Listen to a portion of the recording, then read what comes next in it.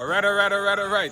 Welcome to another episode of Tuesdays with Audi, and I am your host, Audi. Last week, as promised, here are some of the key things about dividend that you need to be aware of when it comes to dividend paying stocks. And these things are gonna make a big difference in your payments, as well as protecting you from putting your money in a very risky dividend paying company as well. To begin off, there are 4 particular dates that you need to be aware of when it comes to the dividend paying stocks. And those dates are the declaration date, the ex-dividend date, the record date, and the payment date.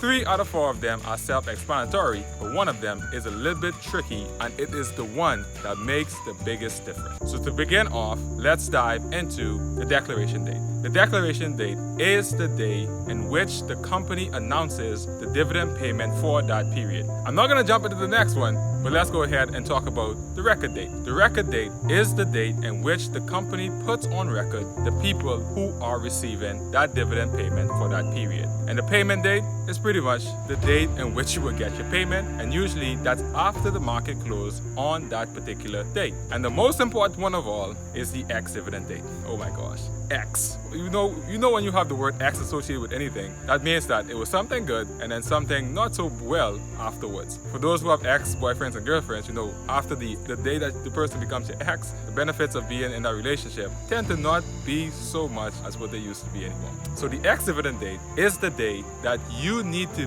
have the shares for you to get the dividend payment for that period. And the thing is that the ex-dividend date is the cutoff date, period. If you purchase a share on the ex-dividend date, you do not get that dividend payment for that period. So you must have that stock for that company before the ex-dividend date in order for you to be paid the dividend that was declared on the declaration date. But the funny thing is that if you own the shares before the ex-dividend date and then you sell it to someone else on the ex-dividend date, then you as the seller receive the dividend and the buyer does not get the dividend. Funny, right? So if I sell my shares on the day, the cutoff date, I get the dividends, but you buying it from me don't get it. Remember when I said that there is no such thing as free lunch? When it comes to dividend paying stock, the dividends are not free. The dividends are paid from the company's revenue, so therefore it must come from somewhere in order for you to receive that payment as dividend. So on the ex-dividend date, the stock price of the company actually decreased by the amount of dividends that you will be paid for that given period. So keep that in mind when you are buying dividends, either before the ex-dividend date or during the ex-dividend date. But yes, this is what we deal with in terms of dividend paying companies. So this is why you need to be aware of it so that you know when to buy and when to sell if you plan on just playing around with dividend paying companies. So with those dates out of the way, here are predominantly 2 metrics that you need to be aware of with dividend paying companies. And the first one is the dividend yield. The dividend yield is a ratio of the annual dividend for the company divided by the stock price. The annual dividend, which is usually fixed, but the stock price is alternating on a daily basis, so therefore the dividend yield can change as according to the stock price. So if the stock price goes up, the dividend yield drops, and if the stock price goes down, the dividend yield goes up.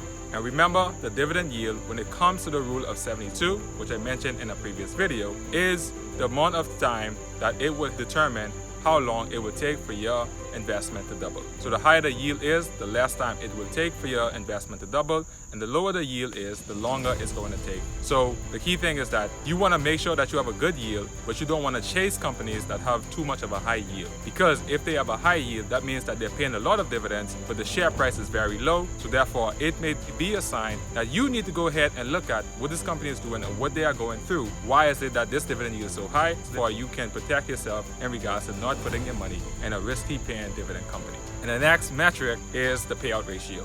So on a daily basis, we get paid. And if you make $1,000, for example, on a monthly basis, and you are spending about $800 on rent, how likely it is would you be able to sustain your lifestyle if something goes wrong? So that's the question I want you to answer. How likely would you be able to do so? When it comes to the payout ratio with dividends, you want to make sure that a company is paying below 60% as dividends. Because the thing is that if they are paying less than 60%, then it's likely that they can continue paying that dividend over a long period of time. But if they are more than 60%, I'm not saying that they won't be able to, but then it's a little bit more riskier that you will be able to get those dividend payments, and that company will continue to maintain the dividend payment so that you can get your payments from this company. So those are some of the key things that you need to be aware of. There are many more, but these are the basic ones that you should necessarily be looking at when you are looking at dividend paying companies, so that you do your best in regards to making sure that you get the best for every buck that you invest in these companies. So I'm not gonna give you guys any reflection because this is just, information, but I wish I did know the fact is about the ex-dividend date, because geez, so many times I bought companies on the ex-dividend date thinking that I was gonna get the dividend for that payment for that period, and then when the payment date arrived, I'm like, where's my money? But then it took me about a year for me to realize that, the ex-dividend date is the day that's the cutoff time and not when you buy it on that day that you get the dividend payment. But, I wasn't really paying a lot of attention to it, but eventually it had to become important that I knew that when to actually buy companies that I needed to get paid dividend from. So with that said, thank you guys for stopping by. Thank you for tuning into this channel. Don't forget to like, subscribe, share, turn on those notification bells, and I will see you all next week. Peace, love, enjoyment. Deuces. I'm Audi, and until next time, I don't know what we're talking about next week, but we're gonna show up anyway to figure it out, because like we always do, Tuesdays, we are here, and we will continue to do this until who knows.